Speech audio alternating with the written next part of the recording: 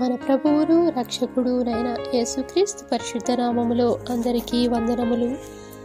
రోజుకు ఒక మిషనరీ జీవిత చరిత్ర. ఈరోజు మనం తెలుసుకొనబోచున్నది జోహెన్ ఆల్ఫ్రెడ్ రినెల్ యొక్క జీవిత చరిత్ర. జననం 27/11/1866, మరణం 3/7/1941, స్వస్థలం ఓస్టెర్గోట్లాండ్, దేశం స్వీడన్, దర్శన స్థలము చైనా. స్వీడన్కు చెందిన జోహెన్ ఆల్ఫ్రెడ్ ఒక బాప్టిస్ట్ మిషనరీగా చైనాలో సేవలనందించారు. 1866 సంవత్సరంలో జన్మించిన అతను 19 ఏళ్ల వయసులోనే బోధించడం ప్రారంభించారు. తరువాత అతను స్టాక్హోమ్లోని బేతెల్ బైబిల్ కళాశాలలో చేరగా ఒకసారి అక్కడికి వచ్చిన ఆంగ్లేయ మిషనరీ అయిన హడ్సన్ టేలర్ యొక్క ప్రసంగం ద్వారా తాను కూడా మిషనరీ సేవ చేయాలనే ప్రేరణ పొందారు.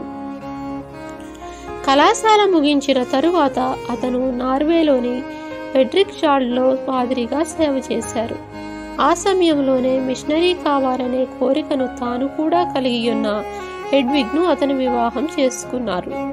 కానీ చైనాకు మిషనరీలుగా వెళ్ళడానికి ఊహించని విధముగా ఆహ్వానం వచ్చినప్పుడు మాత్రం వారు తమ గృహమును సొంత వారిని విడిచిపెట్టి వెళ్ళవలనా అనియు, అక్కడ వారు సేవ చేయుచున్న సంఘం యొక్క భవిష్యత్తు ఏమవునో అనియు, మరియు వారి తల్లిదండ్రులు ఏమంటారో అనియు సందిగ్ధంలో ఉండిపోయారు.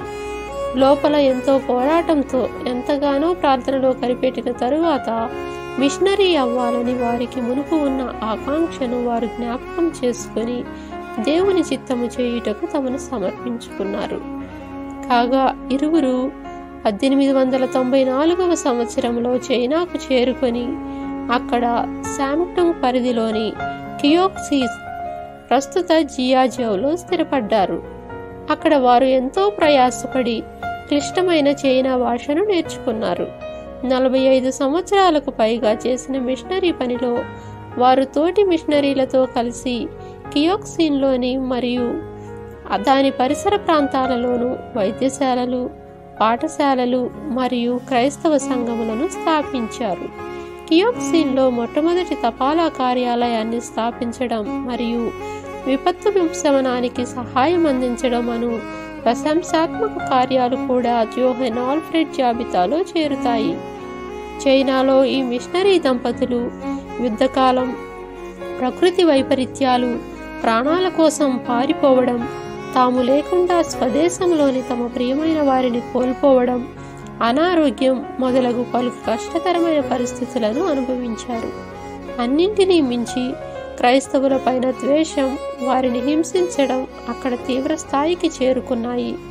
చైనాలో 1899 నుండి 1901 వరకు నెలకొన్న విదేశీ వ్యతిరేక మరియు క్రైస్తవ వ్యతిరేక ఉద్యమమైన బాక్సర్ తిరుగుబాటు, బాక్సర్ రిబెలియన్ కారణంగా ఎంతో మంది మిషనరీలు మరియు చైనా దేశ క్రైస్తవుల వధ జరిగింది.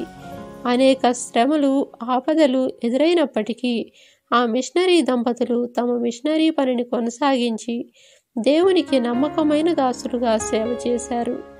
సగము పైగా తన జీవితాన్ని చైనా దేశంలోనే గడిపి ఎన్నో సంవత్సరాలు అక్కడ సేవ చేసిన ఆల్ఫ్రెడ్ను అక్కడి సంఘ సభ్యులైన చైనా వారు ది ఓల్డ్ పాస్టర్, పాత పాదిరి గారు అని ఆప్యాయతతో పిలిచేవారు.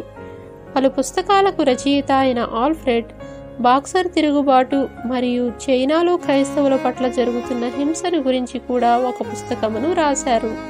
1941 సంవత్సరంలో అతని మరణానంతరం చైనా క్రైస్తవులు జోహెన్ ఆల్ఫ్రెడ్ కొరకు ఒక స్మారక రాతిని నిర్మించారు.